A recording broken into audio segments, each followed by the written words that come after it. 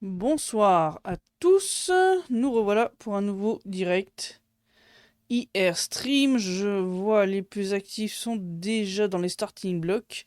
Bonsoir Alexandre, bonsoir Béatrice, Gérard, Sclé, Dana Ossa, Evelyne, Gaius, Dom. Bonsoir Dom qui me dit que tout est ok sur Telegram. Bonsoir Laure. Bonsoir Gaius. Donc est-ce que tout est ok aussi sur VK? Je l'espère. Alors, alors. Sur VK, ça marche aussi, me dit Evelyne, c'est super. Bonsoir Sébastien. Donc on est là ce soir pour discuter eh bien, des derniers rebondissements de l'aventure trumpienne, enfin Trumpo-Netanyahuienne en Iran. Bonsoir Warzé. Bonsoir Marc. Puisque hein, bon pour l'instant donc on en est au stade du cessez-le-feu de 2 semaines qui doit mener à des négociations sur base de la proposition en 10 points qui avait été fournie par l'Iran.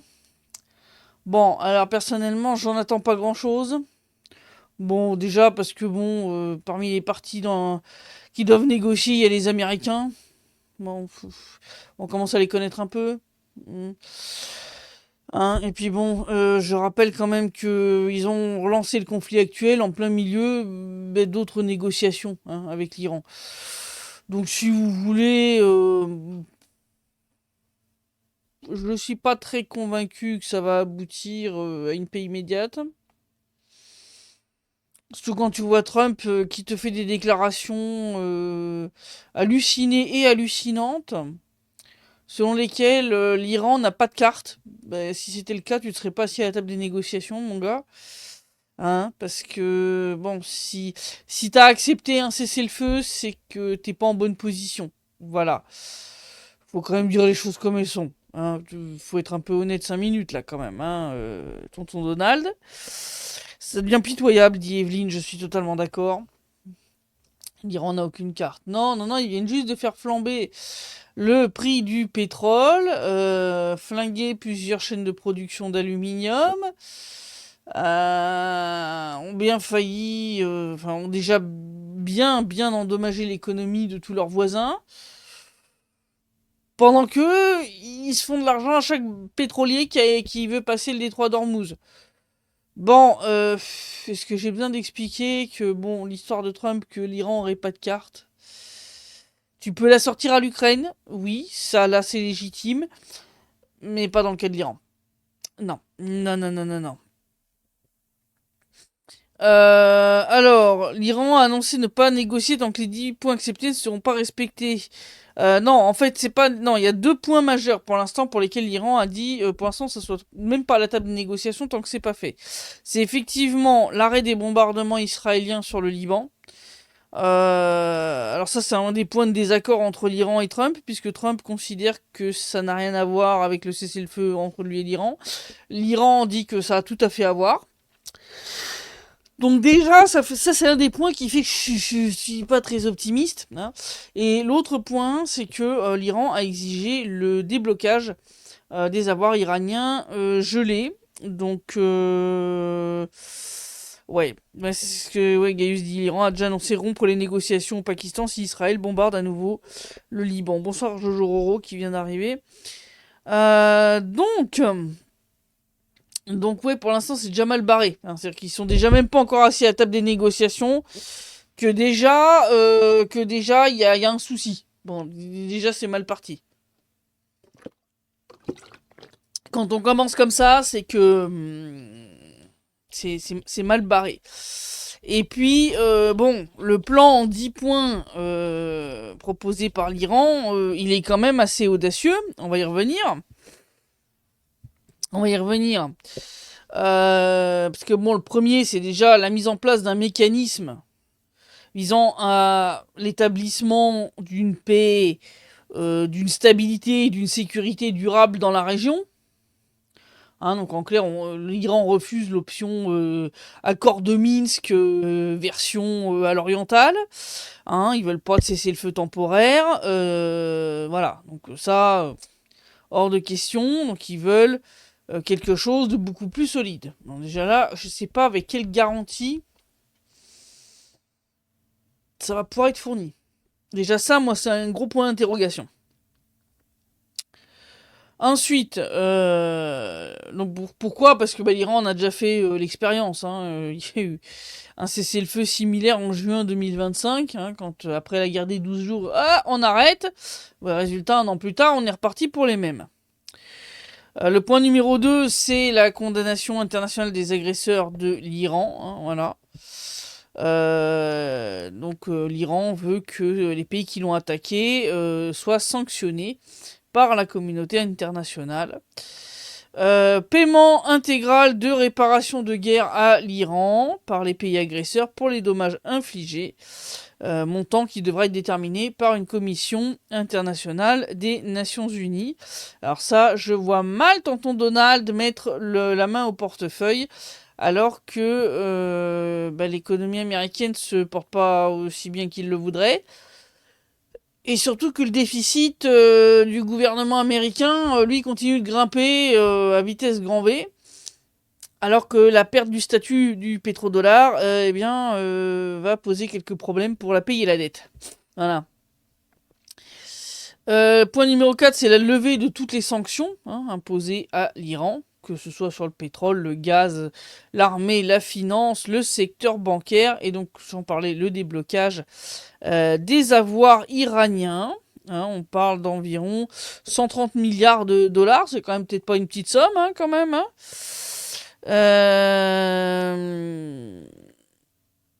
Et alors, ensuite, on a le point numéro 5, la reconnaissance pleine et entière de la souveraineté de l'Iran et de son droit à développer le nucléaire et entre autres les technologies nucléaires à des fins civiles, hein, des fins pacifiques, c'est-à-dire avoir droit à sa propre centrale nucléaire et de pouvoir enrichir son propre uranium. Voilà, donc bon, il n'y a rien d'extraordinaire là-dedans. Je veux dire, il y a plein d'autres pays qui y ont droit. Je ne vois pas pourquoi l'Iran n'y aurait pas droit.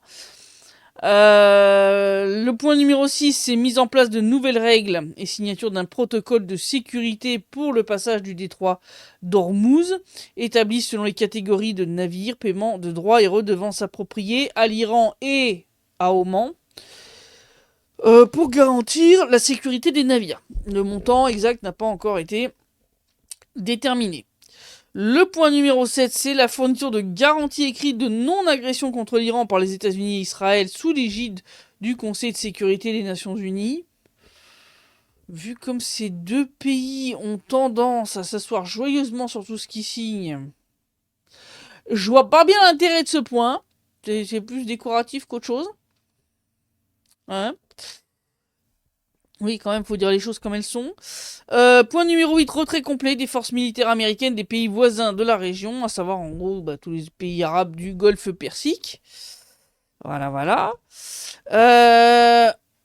Donc déjà, moi, je vois ces points-là, si tu veux, je suis déjà... comment dire, je suis déjà un peu dubitative, si vous voulez. Hein, bon, je suis déjà assez... je vois pas comment ça va le faire. Hein, c'est... Donc, ouais, je vois pas comment... non, je vois pas. Je vois vraiment pas comment ça va. Comment ils envisagent le truc, sincèrement, parce que c'est ça le problème, c'est qu'on a, face à eux deux tricheurs de première, quoi. C'est ça, quoi. Dom a dit que le Pakistan a confirmé que le Liban fait partie des accords. Bah oui. Bonsoir Marie-Christine, qui vient d'arriver. Au lieu de Pakistan pour écrire Chine. Bonsoir Christelle, c'était sûr et certain que plusieurs points des demandes iraniennes ne soient pas acceptés. En plus, ce sont les Israéliens qui décident. Oui, on le voit. Hein.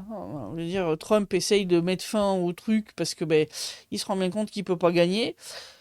Mais on voit bien qu'Israël n'est pas du tout décidé à arrêter le massacre. Christina qui demande si je suis au courant pourquoi pas de visa depuis le Liban. Non, je sais pas du tout. Sébastien qui dit que la dette américaine sera payée avec le pognon européen. Oui, ça y a des risques, oui. Il y a des risques. Là, ça va vous faire mal si c'est le cas, hein. Très très mal. Alors, il semblerait que la Chine ait accepté de se porter garante du respect des accords s'il y en a, ce qui me laisse très perplexe. Ben oui, puis enfin, comment tu veux garantir ça, surtout contre, bah, entre autres, une superpuissance nucléaire? Bon, c'est bon. Bon, l'Israël aussi, hein, l'alarme, mais enfin, ils en ont pas autant que les Américains. Donc, tu veux garantir quoi? Comment je... C'est vrai que j'ai franchement aussi... je suis assez perplexe sur le truc. Je suis assez perplexe sur le truc. Je pense que ça va se transformer en eau de boudin, cette histoire. Le problème, c'est que s'il n'y a pas d'accord durable avec des garanties vraiment solide, bah ça va repartir comme en 40 dans quelques mois, voire l'année prochaine, quoi. Et ça va faire peser une épée de Damoclès sur le détroit d'Ormuz et les pays du Golfe Persique, qui sera pas bon pour la remise à flot de leurs économies.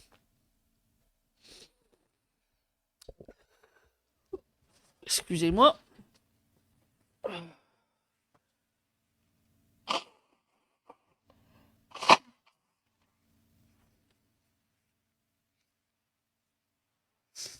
C'est je ne je C'est ça le problème, c'est que déjà, je vois pas les États-Unis payer des réparations, ni même, enfin, et même s'ils signent un papier disant, oui, c'est bon, on vous jure, on vous attaquera plus. Je veux dire, eux, comme Israël, ils ont quand même un lourd passif de, je signe des trucs et puis je me torche avec derrière. Excusez-moi du côté un peu vulgaire, mais c'est à peu près ça quand même, hein. Je veux dire, déjà dans les tout débuts de l'histoire des États-Unis, hein, je rappellerai pas le nombre d'accords qui avaient été signés avec les autochtones, hein, avec les Amérindiens, qui se sont fait flouer et finir par être parqués dans des réserves comme des animaux dans un zoo, hein, voilà. Et ça a été que les premiers. Donc, si tu veux, Israël, est-ce que j'ai besoin de rappeler combien de fois il y a eu des accords de paix, des protocoles de règlement du conflit? Est-ce que j'ai besoin de rappeler qu'à chaque fois, bah, Israël s'est assis dessus?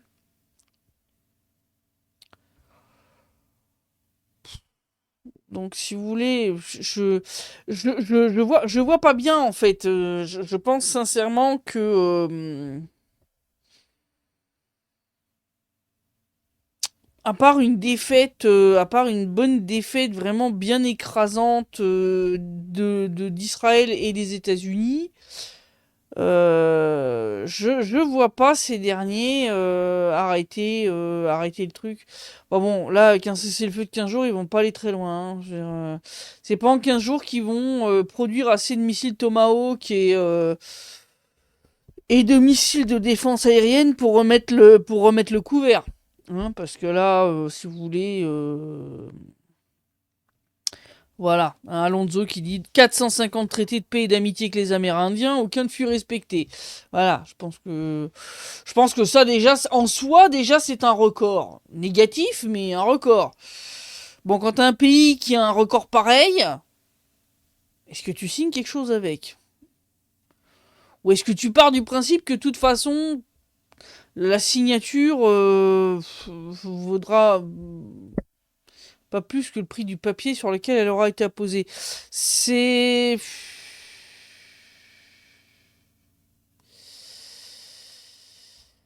C'est voilà quoi. Si franchement, je suis pas optimiste du tout. Bon, clairement, de toute façon, le fait que les Américains se soient jetés sur cette idée de cesser le feu montre clairement qu'ils sont en très grande difficulté quand même dans ce conflit. Que ça Ça se passe pas du tout comme prévu. Mais pas du tout. Et là, c'est clair que ils n'avaient pas du tout envisagé que l'Iran résisterait aussi bien. C'est d'ailleurs ce qu'a dit Abti Alaoudinov. J'ai publié la deuxième partie, un deuxième morceau de son interview. Il y en a encore d'autres, hein, ça va venir, je vais les publier au fur et à mesure. Donc clairement, c'est une défaite pour Trump, c'est une défaite pour l'Amérique, c'est une défaite pour Israël. Mais si tu veux, ils sont en gros, la bête est blessée, mais elle n'est pas encore mise à mort. Et je suis d'accord avec ce que dit Dom, qui pense que la seule solution, c'est de mettre KO économiquement les USA et Israël. Au point qu'attaquer les autres ne puisse plus être possible. Il n'y a que ça à faire. De toute façon, une fois que les USA sont mis à genoux, c'est terminé pour Israël. Hein. Je rappelle quand même que sans l'aide des Américains, et l'armement américain, et l'aide de l'armée américaine, ça fait longtemps qu'Israël se serait fait bouffer par ses voisins. Et je suis très sérieuse. Je veux dire, déjà l'année dernière, la défense aérienne israélienne avait déjà montré ses failles. Et la seule raison pour laquelle Israël n'avait pas été transformé en énorme champ de ruines, c'était parce que je rappelle quand même que l'armée de l'air américaine et d'autres pays de l'OTAN, y compris les Britanniques, étaient venus à la rescousse en faisant voler leurs avions pour abattre les drones et les missiles iraniens au-dessus du territoire des pays, on va dire, mitoyens, hein, qui se trouvaient entre les deux, puisque bon, il n'y a pas de frontière commune entre Israël et l'Iran, hein, donc ça avait été abattu au-dessus de l'Irak, de la Jordanie, de la Syrie, etc. Bon, c'est ce qu'ils ont essayé de faire une nouvelle fois cette fois-ci, sauf que là, l'Iran a joué le jeu de manière beaucoup plus, comment dire, réfléchie et stratégique. Et résultat des courses, ils ont, avec un minimum de missiles et de drones, réussi à en fait mettre à zéro la défense antiaérienne israélienne. Donc le dôme de fer s'est avéré être une passoire en alu. Voilà. Dom qui dit qu'elles sont super intéressantes ces interviews. Franchement, l'interview avec Apti, elle était géniale. Et sincèrement, je vous dis, j'ai discuté avec lui pendant 3 heures. On a discuté avec lui, avec des collègues pendant 3 heures avant de faire l'interview. Donc, si vous voulez, l'interview, au total, elle dure une trentaine de minutes. La discussion totale, c'est 3 heures et demie. Hein. Je veux dire, c'était très intéressant. Très, très. Thierry qui dit les survivants juifs des camps de concentration doivent se retourner dans leur tombe lorsqu'ils voient les générations actuelles agir au Liban, Iran, Gaza, Israéliens et Ukrainiens, même combat pour la défaite. Ouais, c'est ça. Sauf qu'en plus aujourd'hui c'était un jour important. Là, j'accompagne une dame, une Allemande. Alors pour ceux qui ont vu le documentaire de Russia Today, dans la ligne de mire, là, que j'ai partagé il y a quelques jours en arrière. Elle est dedans. C'est Eliane. C'est une humanitaire qui fait de l'humanitaire dans le Donbass depuis 11 ans maintenant. Elle vit en Russie désormais, puisque en Allemagne, une loi a été prise pour considérer rétroactivement sur 10 ans en arrière les républiques populaires de Donetsk et de Lugansk comme étant des organisations terroristes. Ce qui la mettait en danger. Donc elle a d'abord reçu l'asile politique en Russie, puis le passeport russe. Et aujourd'hui, je l'ai accompagnée parce que le 11 avril, c'est la date anniversaire de la libération du camp de Buchenwald. Et on a ici eu des cérémonies dans plusieurs villes, entre autres à Chartiorsk. Et il se trouve que Liane a écrit un livre sur les survivants de Buchenwald. Donc ça a été très émotionnel pour elle. Elle a pu discuter d'ailleurs avec une dame qui gère le comité des survivants, des enfants de survivants des camps de concentration, et qui lui a remis d'ailleurs un livre avec les biographies justement de ceux qui ont survécu, et c'est le cas par exemple de son mari qui était un enfant à l'époque quand il s'est retrouvé en camp de concentration. Et donc oui, là, enfin, je veux dire, oui, quand on voit là, les dates en question et tout, c'est vrai que là, franchement, je pense que ceux qui ont subi toutes ces horreurs il y a 80 ans doivent se retourner dans leur tombe de voir ce que fait aujourd'hui Israël, quoi. Hervé qui dit qu'il peut croire un instant que les Israélo-Américains ont abandonné l'idée de détruire l'Iran et de coloniser une grande partie du Proche-Orient. Ce sont des psychopathes qui ne s'arrêteront jamais si le reste du monde ne leur barre pas la route. C'est ainsi. La parole de leurs dirigeants dégénérés ne vaut rien et leur signature n'est pas crédible. Oui, bah oui, c'est ça. Alors, Sébastien qui dit si Israël a la moindre occasion de foirer un truc, ils vont pas se gêner, c'est ça. Laure qui dit que déjà il va falloir reconstruire les raffineries, installations chimiques, les usines. Là, l'usine d'aluminium qui a été abîmée, je sais plus où c'était. Il va falloir un an, hein, donc il y en a pour un moment. Bonsoir Louise qui vient d'arriver. Laure qui dit Trump ne comprend pas le marché du pétrole, il croit que parce qu'ils en produisent, le prix n'augmente pas. Je suis pas aussi sûr que ça qu'il comprend pas. Parce que, vu les jolis délits d'initiés qui ont eu lieu à plusieurs reprises sur les marchés financiers ces dernières semaines, à savoir qu'à chaque fois, t'as toujours un petit malin qui arrive à acheter ou à vendre au bon moment, juste avant une déclaration importante qui change complètement la donne.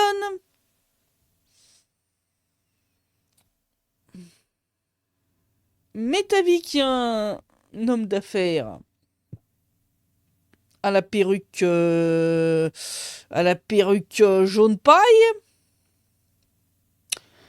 et au fond de teint un petit peu trop orange,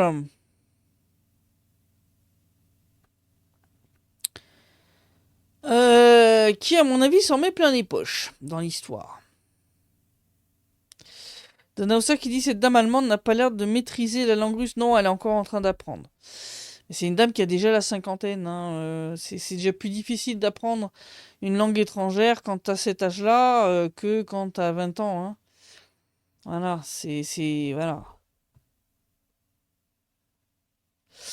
Dom qui dit je me demande comment Israël justifie au niveau mondial d'avoir bombardé une synagogue à Téhéran. Oh, bah de la même façon qu'il justifie de massacrer des milliers de gamins à Gaza, hein. C'est des terroristes. Voilà, la phrase magique. La phrase magique. C'est c'est assez édifiant, hein. Vous voyez, tu vois, c'est comme quand l'Ukraine, hein, bombarde des civils russes, ça n'existe pas. C'est de la propagande russe, voilà. Donc là, ils vont te dire que c'est de la propagande iranienne. Voilà, voilà, c'est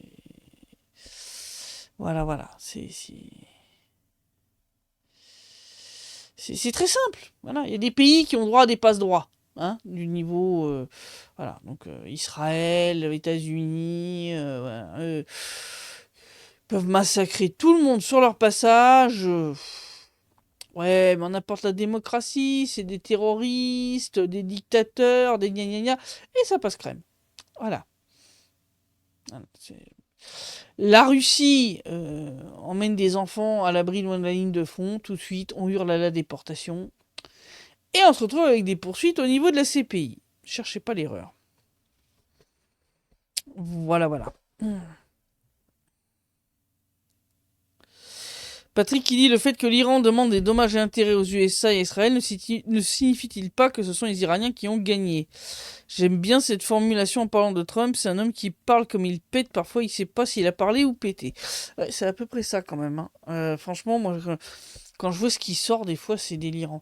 Oui, clairement, le fait que l'Iran réclame des réparations, clairement, c'est une exigence que seul le vainqueur peut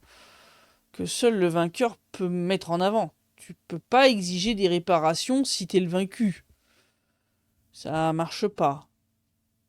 C'est pour ça que je dis que l'Ukraine n'obtiendra pas de réparation de la part de la Russie, sauf si la Russie se montre extrêmement magnanime.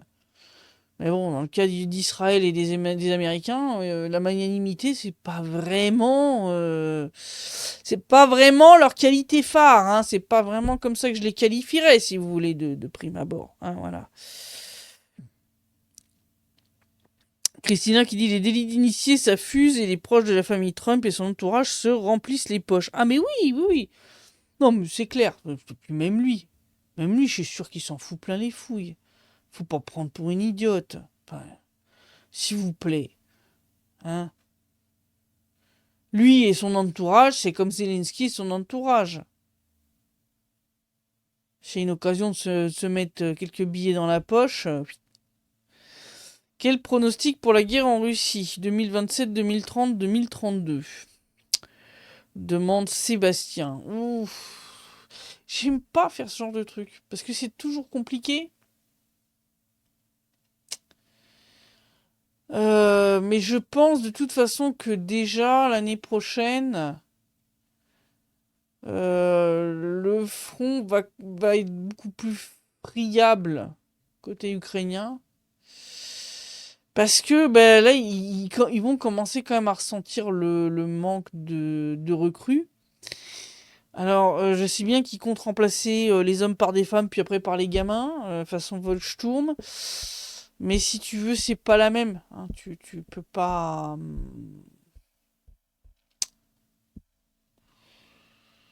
Voilà, physiquement, ça va pas le faire. Ça va pas le faire. Donc, déjà, j'ai vu les chiffres là, que j'ai publiés sur Telegram ce soir. Depuis août 2025, quand ils ont débloqué la frontière pour les jeunes hommes de moins de 23 ans, hein, donc ceux qui étaient entre la tranche 18 et 23, c'est-à-dire ceux qui sont pas encore mobilisables, il y en a 400 000 qui se sont barrés en Union européenne. 400 000. Est-ce que j'ai besoin d'expliquer que ces jeunes n'ont pas l'intention de revenir en Ukraine pour se faire mobiliser?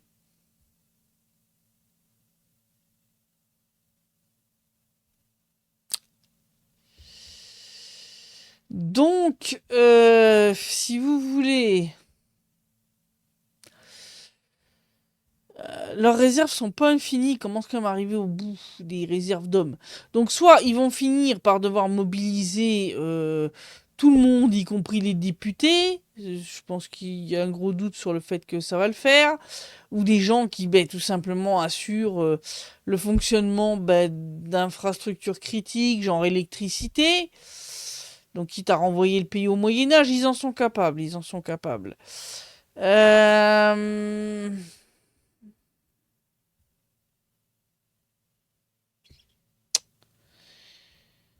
Je pense quand même que déjà l'année prochaine, là, ils vont commencer quand même à avoir des grosses difficultés.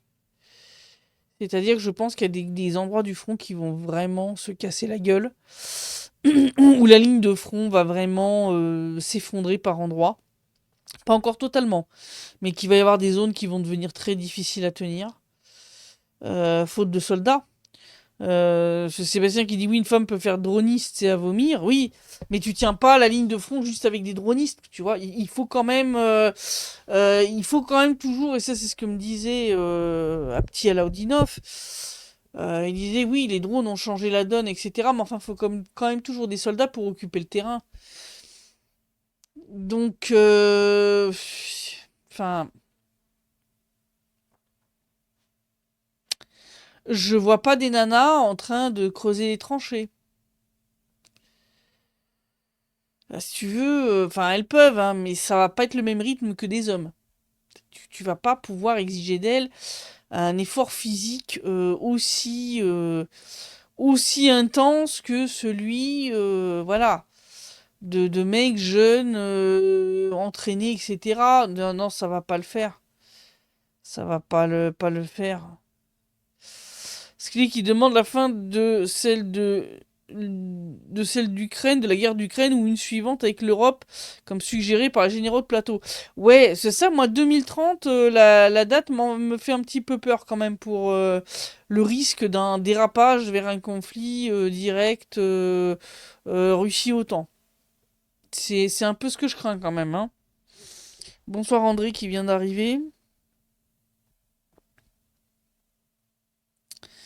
Gaius qui dit il y a toujours les avoirs russes volés que l'UE pourrait utiliser pour dédommager l'Ukraine. Ouais, mais le problème c'est que s'ils font ça, la Russie a des moyens de rétorsion.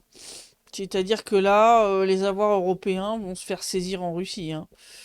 La Russie va se repayer par A ou par Z. Et là, ça pourrait quand même faire mal. Non, là, c'est d'ailleurs pour ça que pour l'instant ils reculent, parce qu'il y a et puis surtout s'ils font ça, des pays comme la Belgique et le Luxembourg et entre autres Euroclear seraient clairement dans la tourmente. C'est-à-dire que là, la Russie serait en droit de les poursuivre en justice pour réclamer le remboursement. Et en prime, bah là pour le coup, le niveau de confiance des marchés financiers dans Euroclear et dans des pays comme la Belgique et le Luxembourg pour la gestion d'avoirs financiers va se casser la gueule au niveau du zéro absolu. Ce qui veut dire que des investisseurs, comment dire,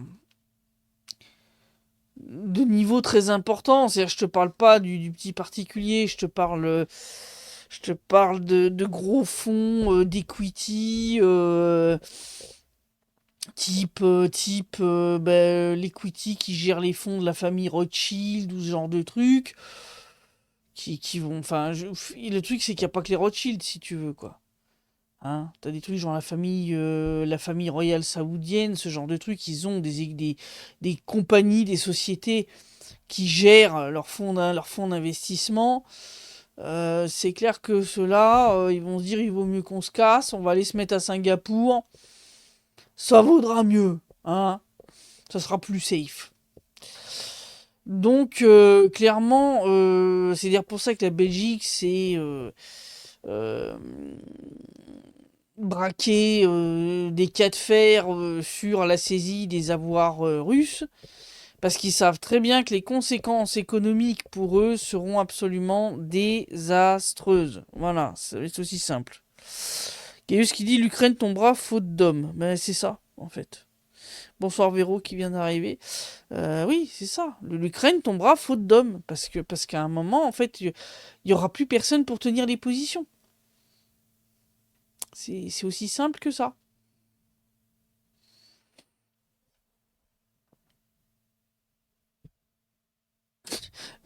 Vladimir qui dit les US ont-ils le cul bordé de nouilles dans tous les pays où ils apportent la démocratie, ils trouvent du pétrole. Ouais, en fait, non, c'est plus, ça marche dans le sens inverse, Vladimir, en fait. C'est dans tous les pays où il y a du pétrole, c'est bizarre, il faut qu'ils apportent la démocratie. Voilà, ça marche dans ce sens-là, en fait. Voilà. Alors, est-ce que vous avez connaissance du montant reçu par les parlementaires européens, rétrocommission, suite aux sommes que l'UE envoie vers l'Ukraine? Pourcentage. En Hongrie, où il y a eu arrestation de plusieurs véhicules avec de l'or et des sommes importantes en euros et en dollars. Je sais pas exactement. On n'a pas les chiffres, hein. Mais bien sûr, ils vont pas publier, ils vont pas rendre ça public. Non, mais faut pas déconner quand même. Hein, je sais bien que ils vous prennent pour des cons au point de sortir certains trucs de manière ouverte, mais là, faut peut-être pas déconner quand même. Bonsoir Joël qui vient d'arriver.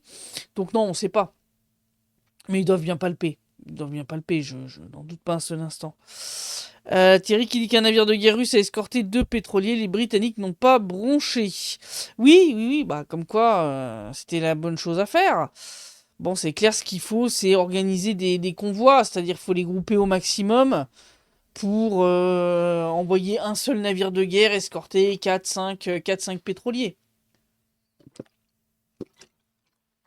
Parce que ça coûte cher hein, quand même d'envoyer un navire de guerre à chaque fois accompagner les mecs, mais enfin si c'est la seule solution, il n'y a pas de problème.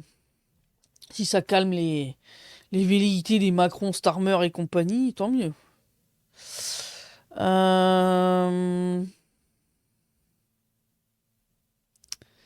Bruno qui dit les élites qui nous gouvernent, nous oppriment, veulent toute la guerre pour asseoir leur pouvoir, il faut faire chanter le déserteur dans les classes. Ouais, bah ouais, mais c'est ce que je vous dis, hein, c'est pour ça que c'est important d'essayer au maximum d'ouvrir les yeux des gens autour de vous, même si je sais que c'est compliqué, même si je sais que c'est un processus lent et difficile, parce que ben si on le fait pas, bah ça va se finir. Ouais, ça va se finir avec une guerre Russie-OTAN, quoi. Parce que c'est ça qu'ils veulent. Parce que la guerre, c'est bien pratique. T'as plus besoin de payer la dette. Tu peux la mettre en suspens. Tu remets les compteurs à zéro. En plus, tu peux suspendre un certain nombre de droits constitutionnels qui gênent un peu les Macron et compagnie au tournant, genre liberté d'expression, deux, trois petits détails comme ça. Euh, puis en plus, quand tu fais la guerre, voilà, bah tu peux réorienter toute l'industrie vers ça. Donc le code du travail, tu peux aussi le foutre aux orties. Et puis ben, relancer voilà des usines d'armement et de machin. Voilà, donc et puis en plus tu peux, voilà, loi martiale, bah, faire sauter les élections, comme ça tu peux rester au pouvoir plus longtemps comme Zelensky. C'est tout bénef. Puis voilà, puis pendant la guerre, tu peux t'en mettre plein les fouilles avec tous les petits business au noir, gris, voilà, tous les trucs un peu voilà, comme Zelensky. Voilà. Alors, ouais, Joël qui dit en Hongrie, les Ukrainiens ont essayé de faire passer 40 millions de dollars en espèces, 35 millions d'euros en espèces et 9 kilos d'or. Le convoi provenait d'Autriche. Oui, oui, oui. Non, mais les Hongrois ont eu raison d'arrêter ce camion. Qu'est-ce que c'est que ce délire? Enfin, je veux dire, les banques ukrainiennes ne sont pas. Les banques ukrainiennes ne sont pas sanctionnées, si tu veux, elles ne sont pas coupées du réseau SWIFT. Hein, donc, si c'est de l'aide économique à l'Ukraine, il y a un truc qui s'appelle le virement bancaire. Voilà. Sébastien qui dit du coup on part plutôt sur une guerre contre la Russie ou on va préférer une guerre civile direction l'Elysée. Ah ben c'est clair que moi je préférais que vous optiez pour la deuxième option. On est bien d'accord. Bon, le problème c'est est-ce que les gens sont prêts? Voilà, est-ce que les Français sont prêts à aller jusque là? Hein. Je rappelle qu'au moment des Gilets jaunes, vous y étiez presque. Hein. Franchement, j'y ai presque cru.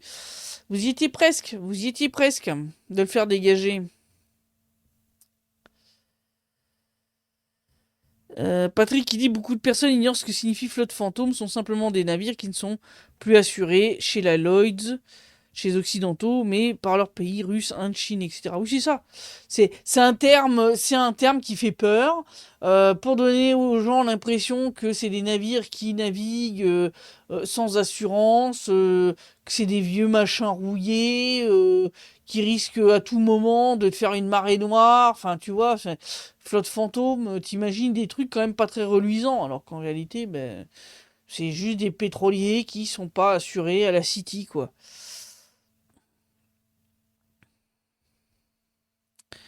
En France, il nous prépare à ça, dit Laure. Le général Mandon a déjà prévu une invasion russe pour 2027, je crois. Oui, Mandon, hein, qui nous a fait sa fameuse déclaration délirante devant les maires de France en disant qu'il allait falloir qu'ils préparent leurs administrés à envoyer leurs enfants se sacrifier pour la patrie. Pardon. Oui, de toute façon, ils vont trouver un truc, hein, ils vont trouver un truc pour la déclencher, cette guerre, ils la veulent. Ça c'est clair. Par contre, je pense très clairement qu'ils sont pas prêts. Tout comme on a vu qu'Israël était pas prêt non plus, et les Américains, pour le nouveau style de guerre.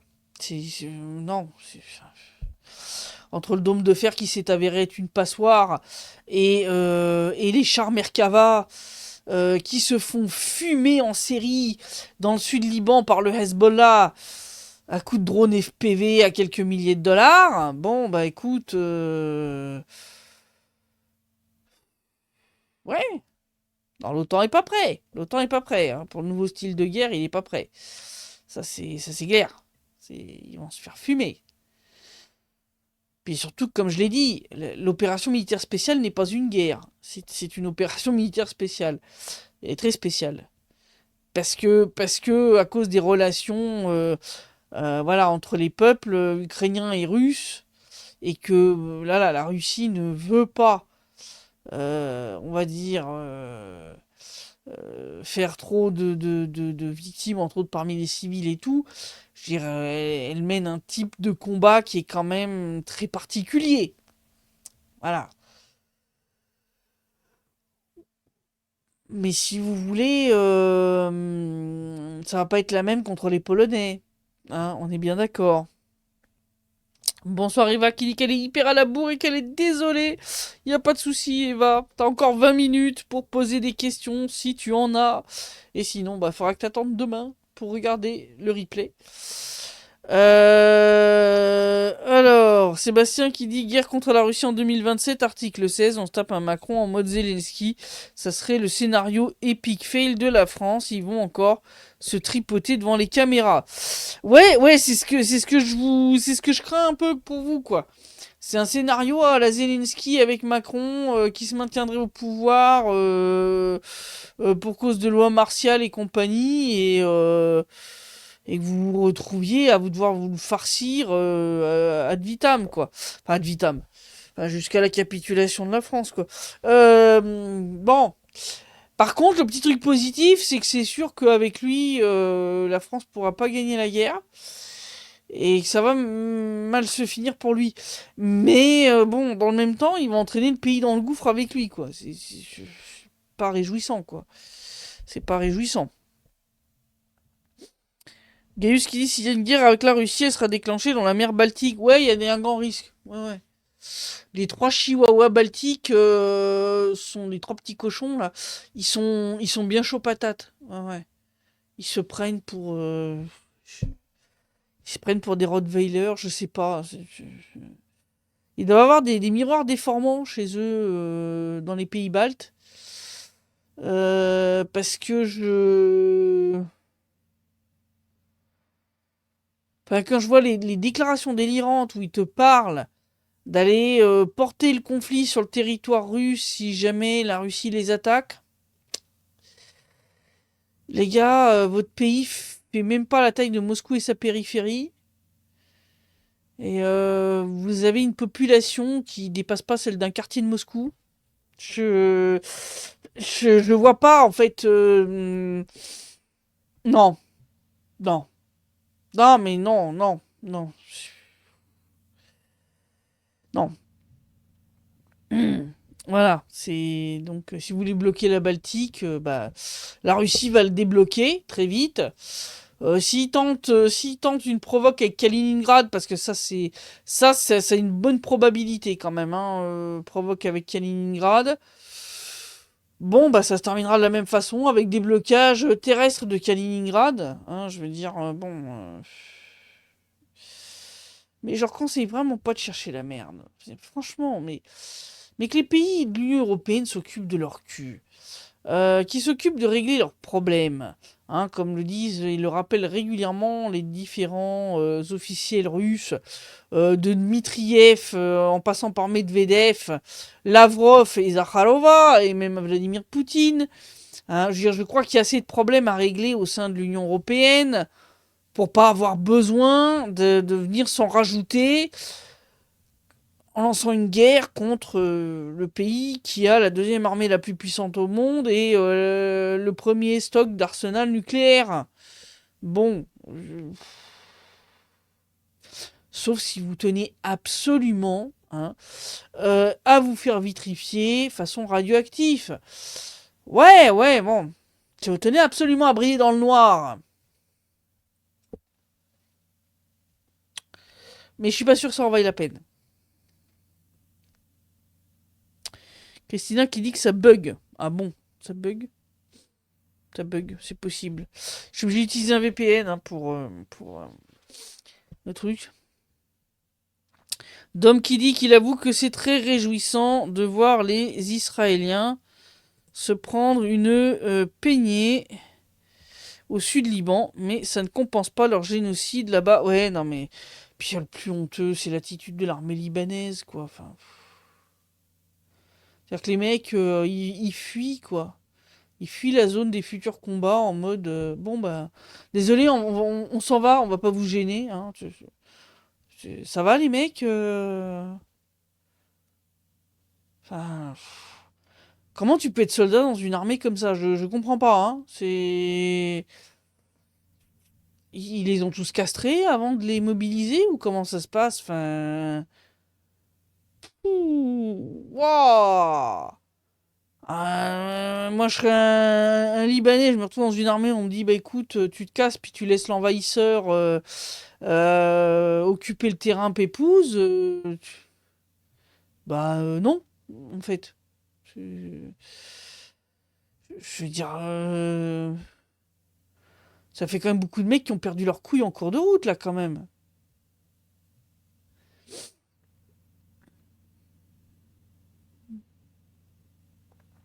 Patrick qui demande si Boris Johnson serait un ancien agent du KGB russe pour permettre à la Russie de reconquérir d'anciens territoires. Non, non. Non, Johnson est un pur connard qui a poussé l'Ukraine vers un suicide collectif parce que tu peux pas appeler ça autrement. Je veux dire, soit le mec était complètement, enfin, si le mec était persuadé, il y a deux options. Soit le mec était persuadé que vraiment en fournissant des armes à l'Ukraine, ça suffirait vraiment à stopper la Russie et à donner une chance à l'Ukraine de gagner.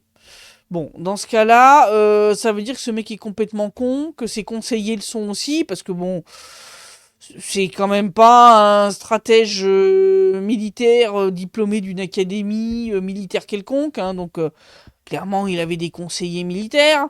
Donc soit les conseillers militaires du Premier ministre britannique sont tous des buses, ce que je ne peux pas exclure, soit le mec savait dès le départ que de toute façon l'Ukraine ne pouvait pas gagner, mais que son but c'était de faire en sorte que un maximum de Slaves s'entretuent, et peu importe, de toute façon, même si la Russie gagne à la sortie, mais que elle ait perdu un maximum d'hommes dans l'affaire. Auquel cas, ce mec est un fumier. Pour pas dire un autre terme beaucoup plus vulgaire.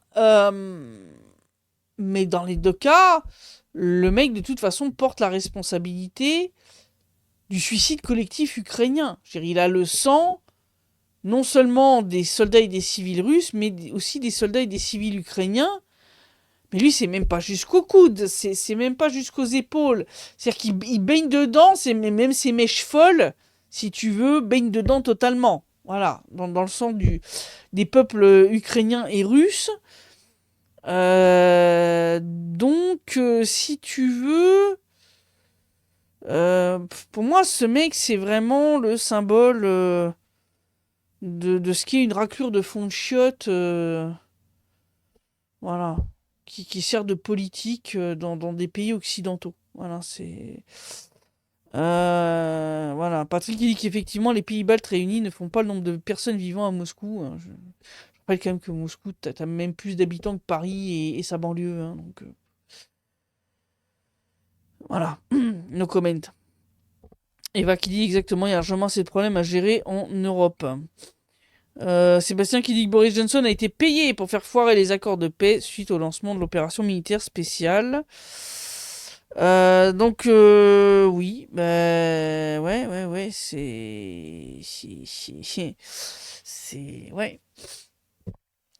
Je sais pas s'il a été payé ou quoi, mais enfin, en tout cas, c'est clairement lui qui en porte la responsabilité. Eva qui dit que la situation au Liban est vraiment préoccupante, notamment l'armée. Mais je te dis, mais l'armée au Liban, mais putain! Je comprends que les mecs reçoivent des ordres, mais à un moment, en fait,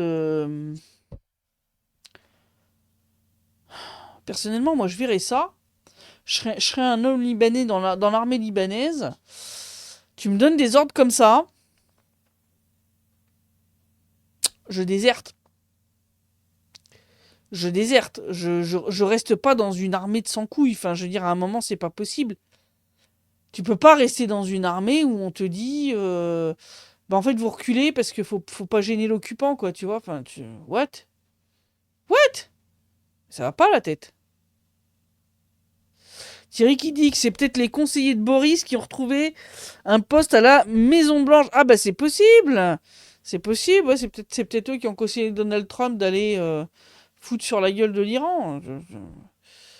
Enfin, je pense que c'est pas propre en fait aux conseillers militaires britanniques. Je pense que c'est un problème général des, des, des conseillers militaires, enfin des très très hauts gradés dans toutes les armées de l'OTAN. C'est-à-dire que le problème, c'est que dans tous ces pays comme en France, il y a eu des purges. Hein. Euh, bon, là, on voit clairement aux États-Unis, hein, Trump qui a viré je sais pas combien de généraux qui refusaient de faire ce qu'il demandait.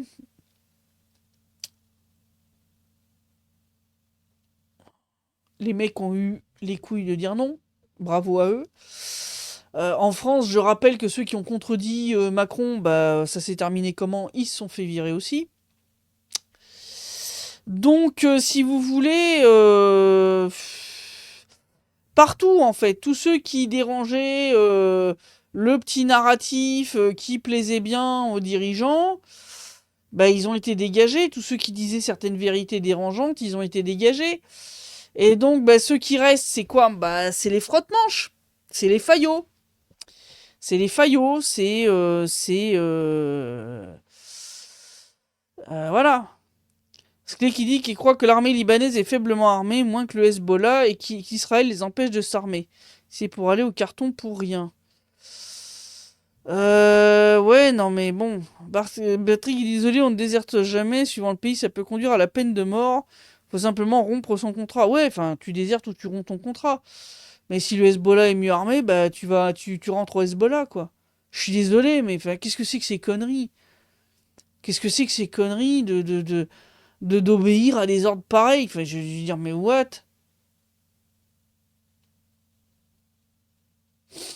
Oui, va qui dit Macron a nettoyé aussi les généraux gênants. Oui, oui. Voilà. Oui, comme dit Joël, Macron qui peut rester au pouvoir avec la modification de la loi de programmation militaire et qui reste plus qu'à espérer un soulèvement populaire. Bah ouais, Gaius qui dit l'armée libanaise tient plus de la milice armée avec une corruption bien installée. Joël qui dit si, vous pouvez le dire, Johnson est une grosse merde. Voilà, bon, bah écoutez, hein, c'est dit. Hein. Alors, Dana Ossa qui dit si on parlait des nouveaux géraniums. Alors, j'aime pas qu'on traduise le nom. Guéran, oui, je sais bien que Guéran, ça veut dire géranium. Mais il faut quand même respecter les noms parce que ça fait bizarre d'appeler un drone géranium. Alors, je vais te balancer un géranium 4 sur la tête. Ça fait bizarre. Bon. Donc, les Guéran 4, oui, c'est les nouveaux drones. Les nouveaux drones qui sont à réacteur, turboréacteur. Ce sont des drones qui maintenant sont dotés d'une IA qui lui permet bah, en fait, d'identifier lui-même ses cibles. C'est déjà le cas depuis le Guéran 3. Le Guéran 3 qui était déjà un drone chercheur, on va dire chercheur-tueur. Donc maintenant, ouais, on est en train de déployer plein de nouvelles versions. T'as le Guéran 3, le Guéran 4, le Guéran 5 même. Voilà, chacun avec ses petites spécificités. Il change de forme aussi. Le 4 a plus une forme de missile que cette espèce de forme d'aile triangulaire. Oui, on les utilise ouais, pour plein de choses. On a les Guéran 3 donc, qui sont devenus des trackers, entre autres, d'armes occidentales. Donc en fait, ils ont un catalogue d'images qui leur permet de reconnaître en fait les pièces d'armement grâce à sa caméra. Donc il filme et puis bah, il peut analyser avec son IA ce qu'il a sous le nez. Il a tout un catalogue, voilà, d'armes qui sont en dotation côté ukrainien et ça lui permet d'ailleurs de reconnaître amis ou ennemis. Voilà, et donc entre autres, bah, quand ils croisent des HIMARS, bah, ils font boum badaboum. Voilà. Alors, Patrick, il dit que les 3 d'Ormuz étaient gratuits pour son passage avant l'intervention des USA. Par contre, Panama et Suez sont payants. Ah bah maintenant, le détroit d'Ormuz aussi, il va être payant. C'est terminé la gratuité. Thierry qui dit, ceci dit, un pot de géranium sur la tronche, ça fait mal. Ouais, s'il tombe du 15e étage, ça peut même être fatal. Sébastien qui dit, je sais pas comment ils vont faire pour envoyer l'armée française contre la Russie. Déjà, on va se taper le confinement énergétique parce que les dirigeants ne perdront pas une occasion de tabasser le peuple. Après, il faut trouver du bonhomme, mais personne ne voudra y aller. Et même, il y a qui de valable à projeter sur un front contre la Russie? À part fabriquer des trucs qui pètent, on n'a rien, je comprends pas l'idée. Ou alors créer le problème pour effacer les frontières de l'UE et partager le nucléaire français, dans tous les cas, ça sent le pâté. Ouais, c'est... Ouais, c'est... Oui, non, mais clairement... ouais.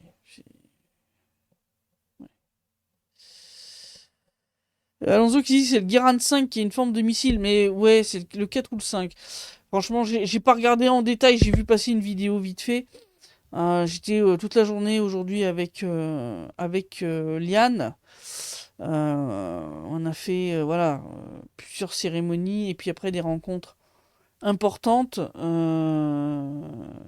pour pas mal de projets, entre autres. On va dire ce qu'on pourrait appeler de la diplomatie populaire, bah, pour essayer bah, de rappeler, que tous les Occidentaux ne sont pas d'accord avec leur gouvernement et qu'il y a des gens qui comprennent quelle est la vraie situation et qui refusent de soutenir la politique des pays de l'OTAN contre la Russie, et ça aussi c'est important. Et en plus, bon, là, elle est en train déjà de préparer les prochaines missions humanitaires de son fonds. Et ça aussi, c'est important. C'est des choses qui demandent pas mal de travail. Et donc ça aussi, c'était un truc très très important. Dom qui dit que c'est très rusé de la part de l'Iran de partager les revenus du détroit d'Ormuz avec Oman. Ça fait un allié garanti et un compère pour le contrôle du détroit. Ben oui, mais c'est ça. Mais oui. C'est l'Iran le joue très très bien. Ah oui, Alonso qui m'envoie la photo effectivement. C'est le Guéran 5, voilà, le Reactiva qui effectivement a une gueule de missile, alors que le 4, effectivement, a toujours cette forme de triangle, de voile. Voilà, les deux sont produits à la Bouga. Merci Alonso. Merci. Alors, il semblerait que l'UE essaie d'acquérir l'arme atomique. En principe, l'Allemagne est capable de le faire en quelques mois. Oui, non mais bon... moi, quand je vois un pays comme l'Allemagne qui fait ça, si vous voulez, tout en réécrivant son histoire et en voulant se remilitariser, ça devient un peu flippant quand même. Bon, la dernière fois qu'ils se sont remilitarisés, on s'est tapé une guerre mondiale, des dizaines de millions de morts, des génocides en pagaille. Bon, ouais, non. Alonso qui demande si on a des nouvelles d'Anna. Ben, oui, pour l'instant, elle tient bien. Elle, ça va encore à peu près, mais c'est Vincent qui m'inquiète beaucoup plus. Vincent, semble-t-il, est enfermé avec des pro-ukrainiens qui lui mettent la misère. Et ça me fait un peu plus flipper, si vous voulez. Anna, ça a l'air d'aller. Moralement, elle tient. Elle a des contacts réguliers avec sa famille, avec ses enfants. Elle remercie d'ailleurs tous ceux qui lui écrivent régulièrement. Ça l'aide à tenir. Donc merci à ceux qui le font. Mais Vincent Perfetti, par contre, est dans une situation beaucoup plus compliquée. Et ça m'inquiète. Ça m'inquiète parce qu'il semble vraiment que voilà, ils s'en prennent à lui. Et le truc, c'est qu'il n'est pas du tout protégé par l'administration pénitentiaire. Donc ça m'inquiète beaucoup.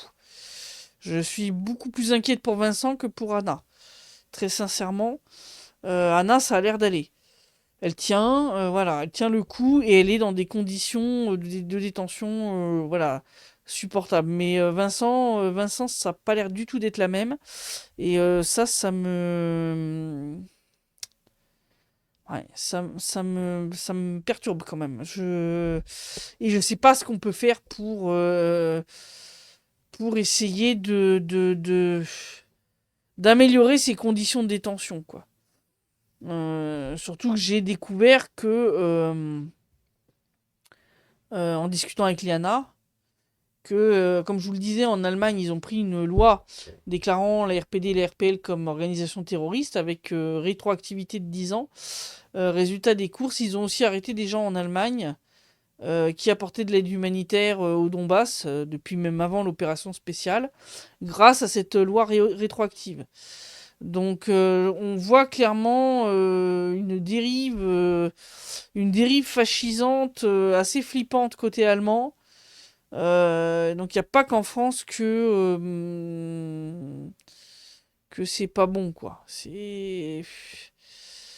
Je ne sais pas vers où on va, mais ça sent pas bon du tout.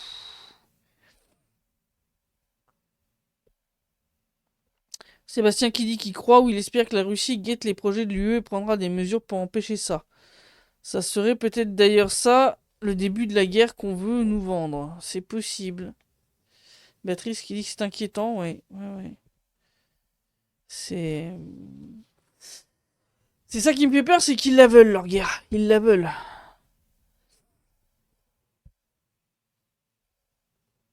Donc, c'est pour ça que. Ouais. Ouais, il y a quelqu'un qui commente le post sur le fait que les cheikhs ont demandé aux fameux spécialistes ukrainiens de rentrer à la maison. D'ailleurs, vous avez vu hein, en Ukraine, ils se vantent qu'ils ont gagné contre l'Iran et que maintenant leurs spécialistes peuvent revenir en héros au pays du grand délire.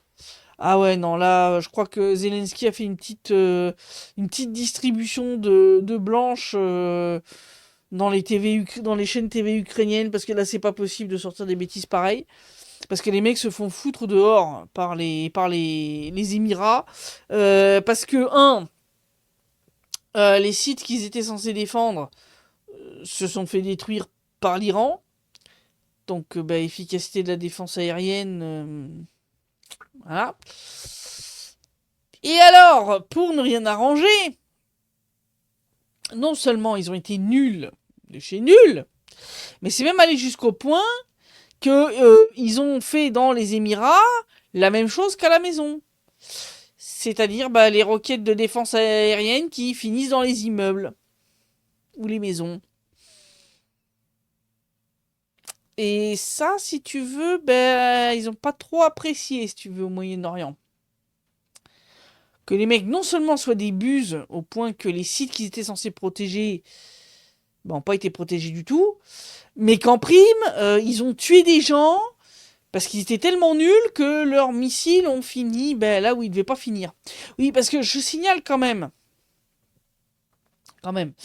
que normalement, les missiles de défense antiaérienne ont des systèmes d'autodestruction. C'est-à-dire que normalement, hein, quand tu es effectivement un professionnel de la défense antiaérienne et que tu as du matériel normal, voilà, normalement, en fait, si ton missile rate sa cible, il est normalement doté d'un système, donc soit automatique, soit normalement manuel, pour l'autodétruire, pour éviter justement que bah, il continue sa course jusqu'à finir dans le jardin de Mokhtar. Sauf que comme en Ukraine, je sais pas ce qu'ils foutent avec leurs missiles. Soit ils désactivent le système d'autodestruction, je sais pas. Mais résultat des courses, ils ont réussi à faire des dommages collatéraux, en plus d'avoir été totalement inefficaces à la protection des sites auxquels ils avaient été affectés. Donc, bon, les mecs leur ont dit, vous êtes gentils, vous reprenez vos clics, vos claques et vous rentrez à la maison. Voilà, voilà, voilà.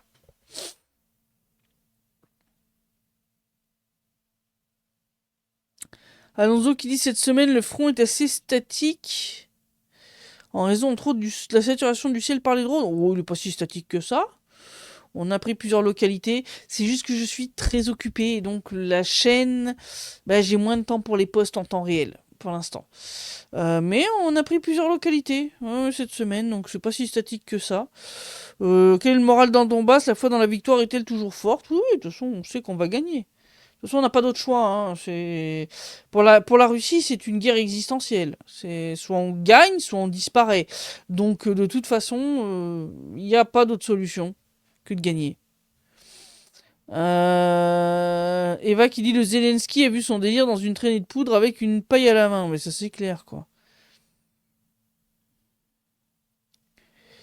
Alors, Patrick il dit, la Lituanie, la Lettonie et l'Estonie n'ont pas autorisé l'Ukraine à utiliser leur espace aérien pour des attaques contre la Russie. C'est ce qui a été déclaré par le ministère lituanien des Affaires étrangères. Croire le mensonge des trois cochons balles sur parole, c'est se manquer de respect. Je pense qu'il faut aussi l'autorisation de la Pologne géographiquement. Bah oui, oui, oui. Ouais. Non, on prétend qu'ils n'avaient pas donné autorisation, ça me fait rire. Bien sûr qu'ils ont donné l'autorisation. Ils sont tellement russophobes qu'ils feraient n'importe quoi pour emmerder la Russie. Hein, les trois chihuahuas là. Alors, Véro qui dit, si la Chine arrête de vendre des terres rares à l'Occident, ils ne peuvent plus produire d'armes pour leur guerre qu'ils veulent tant. Oui, mais ça c'est clair. Sébastien qui dit que les pays n'ont pas d'amis, ils ont des intérêts. Et si la Chine vend de la matière, c'est parce qu'ils ont besoin de pognon et les effets secondaires sont acceptables. Oui, oui, oui. Après, le jour où ils voudront s'en prendre à la Chine, là, les ventes s'arrêteront aussi sec. Voilà, donc...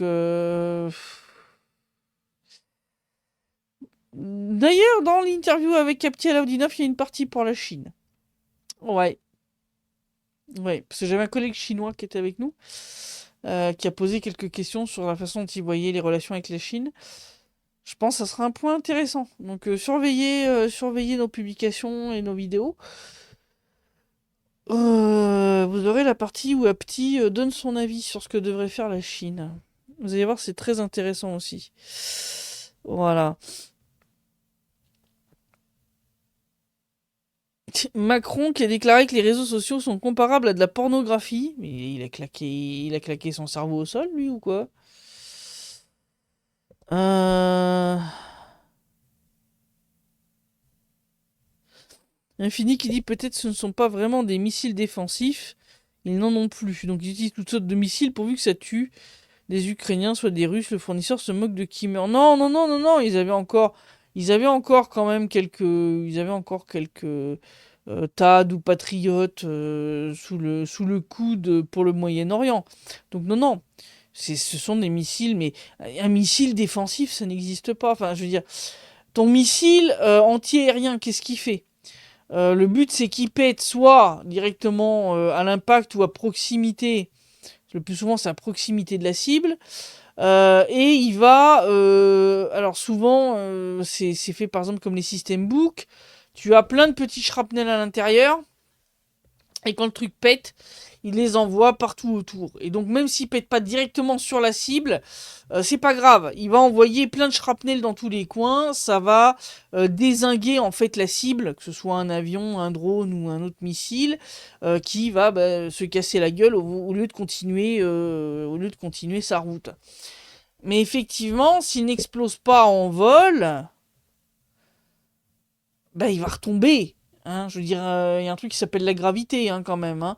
Donc, un missile de défense antiaérienne qui n'explose pas, au contact avec sa cible ou à proximité, c'est extrêmement dangereux. C'est d'ailleurs pour ça que on a fini par mettre des systèmes de sécurité, normalement sur les systèmes en tout cas récents, d'autodestruction, ou en tout cas même de destruction manuelle, qui permettent normalement à l'équipe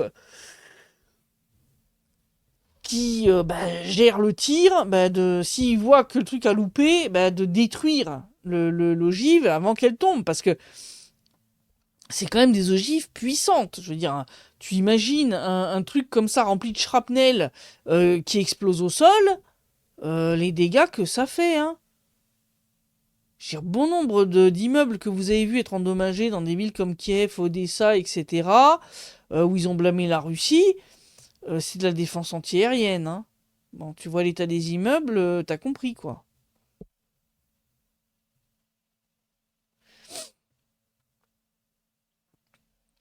Donc, non, non, ils ont encore quelques missiles défensifs, ils en ont encore, bien sûr. Bien sûr. Mais le problème, c'est qu'ils les utilisent comme des pieds. Je sais pas comment ils s'y prennent. Je comprends pas comment ça se fait que l'autodestruction ne se fait pas. Alors, soit ils l'enlèvent pour des raisons X ou Y, je ne sais pas lesquelles, mais c'est débile. Mais résultat, ça fait des victimes innocentes.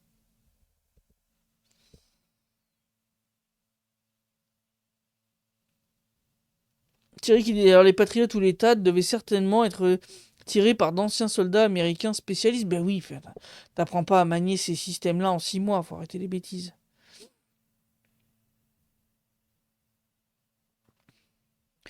Donc voilà, donc c'est clair que bon, on est dans une situation délirante. Comme je l'ai dit au tout début, je pense pas que les négociations entre les États-Unis et Iran vont aboutir à quelque chose. Je pense qu'il faudrait que l'Iran mette vraiment beaucoup plus la peignée aux Américains. Genre leur couler un porte-avions pour que les mecs arrêtent vraiment définitivement les conneries.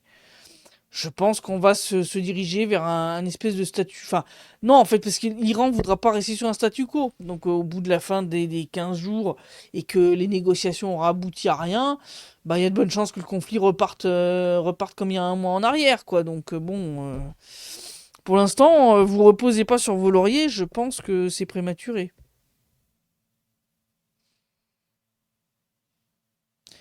Macron a décidé de liquider le stock d'or français qui était aux USA pour racheter de l'or ailleurs. Source Philippe Béchade. Est-ce que ça voudrait dire que la France reprendrait le lead pour mener la guerre à la Russie? C'est possible.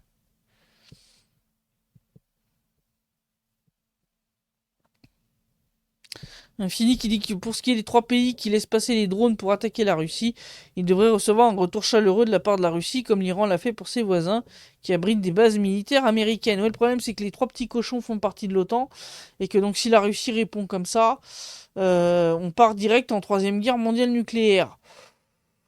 Donc je pense que la réponse sera pas de ce niveau-là. Mais je pense qu'il faut surveiller quand même les pays baltes dans les mois à venir.